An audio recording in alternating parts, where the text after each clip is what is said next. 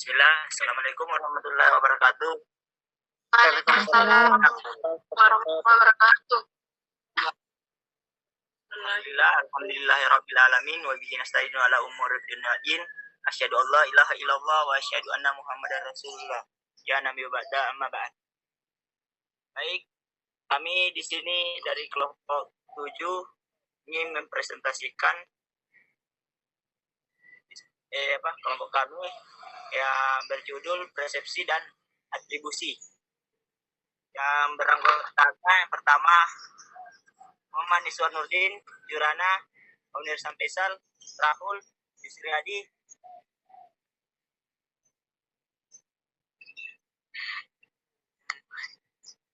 Ya, baik. Tidak usah lama-lama.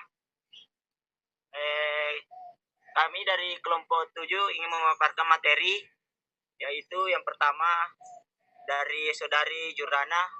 Saya persilakan untuk memaparkan materinya.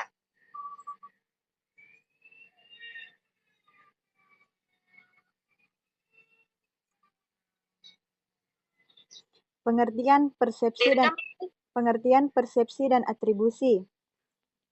Persepsi adalah proses menerima, menyeleksi, memberi reaksi pada rangsangan panca indera. Persepsi merupakan tanggapan atas objek atau peristiwa yang dapat dimaknai dan diungkapkan menjadi hal berbeda. Yang kedua yaitu atribusi. Atribusi adalah suatu proses di mana seseorang mengidentifikasi penyebab dari tingkah laku orang lain dan kemudian memperoleh pengetahuan mengenai trait-trait yang stabil maupun faktor disposisi sebagai penyebab munculnya tingkah laku tersebut. Yang selanjutnya yaitu sifat-sifat persepsi. Ada 3, yaitu persepsi bersifat dugaan, karena merupakan loncatan langsung pada kesimpulan, karena data yang kita peroleh mengenai objek lewat penginderaan tidak pernah utuh. Yang kedua, persepsi bersifat evaluatif, karena mencakup unsur seleksi dan penilaian dalam merespons stimulasi. Yang ketiga, persepsi bersifat kontekstual, berarti konteks dalam mempersepsi stimulan sangat berpengaruh. Saya kembalikan kepada moderator. Baik, terima kasih. Selanjutnya dilanjutkan oleh Yusri Hadi. Pada Yusri Hadi saya persilahkan. Selanjutnya yaitu faktor-faktor yang mempengaruhi persepsi. Ada 2 macam faktor yang mempengaruhi persepsi. Yang pertama, sebelumnya telah dijelaskan bahwa apa yang ada di dalam diri individu akan mempengaruhi individu dalam mengadakan persepsi. Yang kedua, saat itu masih ada faktor lain yang dapat mempengaruhi dalam proses persepsi, yaitu faktor stimulus itu sendiri dan faktor lingkungan di mana persepsi itu berlangsung. Dan ini merupakan faktor eksternal.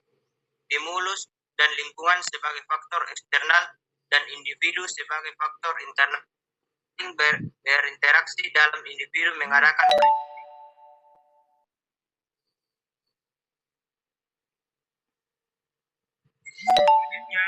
teori-teori atribusi. Pertama, correspondence inference atau penyimpulan terkait.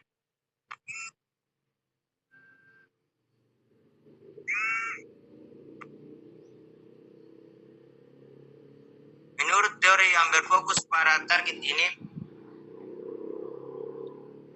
perilaku orang lain merupakan sumber informasi yang kaya. Jadi kalau kita mengamati perilaku orang lain dengan cermat, maka kita dapat mengambil berbagai kesimpulan. 2. Conscious intentional resource atau teori sumber perhatian dan kesadaran, yaitu teori ini menekankan pada proses yang terjadi dalam kognisi orang yang melakukan persepsi.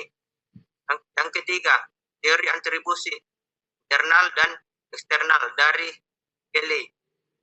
1. Atribusi internal dikatakan perilaku seseorang merupakan gambaran dari karakternya bila distinctiveness-nya rendah.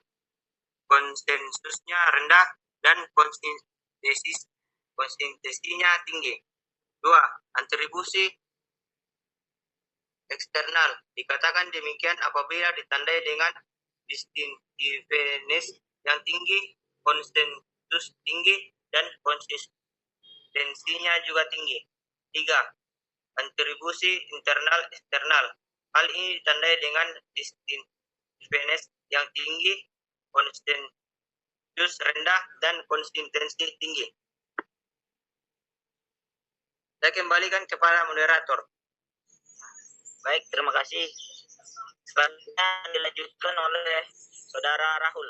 Kepada Saudara Rahul, silakan. Kesalahan dalam atribusi. Fundamental error. Kecenderungan untuk mengindikasikan faktor internal sebagai penyebab perilaku. Efek pelaku pengamat atau actor observer efek.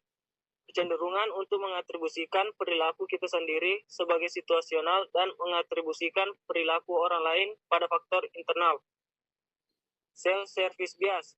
Kecenderungan untuk mengatribusikan hasil perilaku kita yang positif, misalnya keberhasilan studi, pada faktor internal, misalnya karena saya pandai dan gigih, tetapi mengatribusikannya hasil-hasil negatif kita pada faktor eksternal, misalnya mata kuliah berat dan dosennya sukar dipahami. Bias dalam atribusi. Bias fundamental attribution dapat memberikan atribusi pada pelaku. Pengamat sering terlalu banyak menekankan faktor di posisi daripada faktor situasi. Penekanan yang tidak seimbang dari dua sisi akan menyebabkan bias dan kesimpulan. Efek pelaku pengamat bias ini terutama muncul pada hubungan antara perilaku pengamat dan sudah terjalin baik. Pertama kali, teori ini ditemukan oleh Jonas dan Nisbet. Pelaku akan menekankan pada faktor situasional, sedangkan menurut pengamat, perubahan perilaku lebih banyak dipengaruhi faktor di posisi. Baik, saya kembalikan kepada moderator. Baik, terima kasih atas para materinya. Baik, di sini kami akan membuka 3 sesi pertanyaan. Sebelum lanjut ke Google Meet, saya persilakan kepada teman-teman sekalian yang ingin mengajukan pertanyaan. Alangkah baiknya kalau diajukan terlebih dahulu di sini. Saya